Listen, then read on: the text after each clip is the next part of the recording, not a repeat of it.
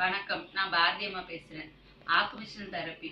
நீங்களாம் எவ்வளோ படிச்சிருக்கீங்க? உங்களுக்கு நிறைய தெரிஞ்சிருக்கும். நாங்களாம் ஊர்ல இருந்து இங்க வந்து தான் குழந்தைங்களுக்காக ஒரு தெரப்பி கொடுக்கும்போது அது இங்கிலீஷ்ல ஆக்குபேஷனல் தெரப்பின்றீங்க, பிசியோதெரப்பின்றீங்க, என்னென்னமோ சொல்லும்போது எங்களுக்கு அது புதுசா இருக்கும், தெரியாது. அது குழந்தைங்களோட இருக்க தான் அதை பத்தி நாங்க ஒன்னொன்னா புரிஞ்சுக்கிட்டோம். அதுக்கப்புறம் ஆக்குபேஷனல் தெரப்பினா ஒரு தொழிற்சிகிச்சை. தொழிற்சிகிச்சைன்றது அது வந்து ஐம்புலன்களை சார்ந்தது. ஒருவர் அன்றாட வாழ்க்கையில் செய்யும் வேலையை செய்ய முடியாத நிலைமை தேவைப்படுவது ஆக்குபேஷனல் தெரப்பி.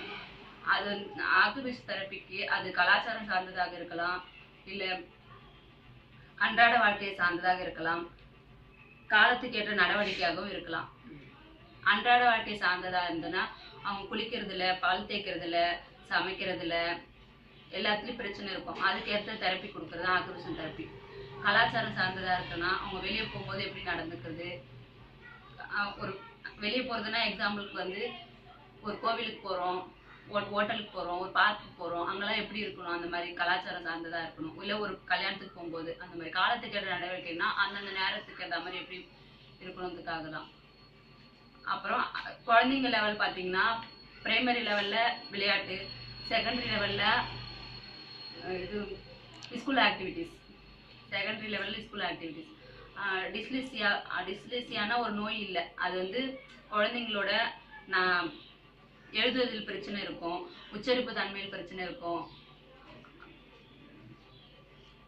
மோட்டார் ப்ராப்ளம் இருக்கும், சென்சரி இன்ட்ராக்ரேஷன், அகாடமிக்ஸ்ல ரொம்ப நேரம் அவங்களால உட்கார்ந்து படிக்க முடியாது, ஆக்வர்ட் மூவ்மெண்ட் இருக்கும். இதற்கான ஆக்டிவிட்டி எல்லாம் கொடுக்கறது தான் ஆக்குபேஷனல் தெரப்பி. டிஸ்லெக்சியா உள்ள குழந்தைகள் வந்து நோய் உள்ளவங்களா பார்க்க முடியாது. அவங்களால தாமதமான பேச்சு இருக்கும், உச்சரிப்பு பிரச்சனை இருக்கும், எழுத்துக்கள் கற்றுக்கொள்வதில் சிரமம் இருக்கும், உச்சரிப்பு ஒலியை கேட்க முடியாது அவங்களால. இப்ப என் பையனுக்கு வந்து நான் வந்து ஃபர்ஸ்ட் அவனுக்கு கட் பண்ணவே என்னன்னு தெரியாம இருந்தான். கட் பண்ண பிடிக்கவே, கத்திரிக்கோள் பிடிக்கவே தெரியாது. அதுக்கப்புறம் நான் என்ன பண்ணேன், நானே யோசிச்சு என்ன பண்ணேன், ஊர்லலாம் நான் சின்ன குழந்தைங்கள கோலி விளையாடுவாங்க பார்த்துருக்கேன். அப்போ வந்து கை வந்து நம்ம இப்படி வச்சுட்டு தான் அடிப்போம். அப்போ வந்து இப்போ என்கிட்ட கோலி இல்லை, அதுக்காக நான் இந்த பட்டன் வச்சு சொல்றேன். நான் கத்திரிக்கோள் இப்படி பிடிக்கணுன்னே என் பையனுக்கு தெரியாது. அப்போ நான் என்ன பண்ணேன், இப்படி வச்சு அவனை அடிக்க சொன்னேன்.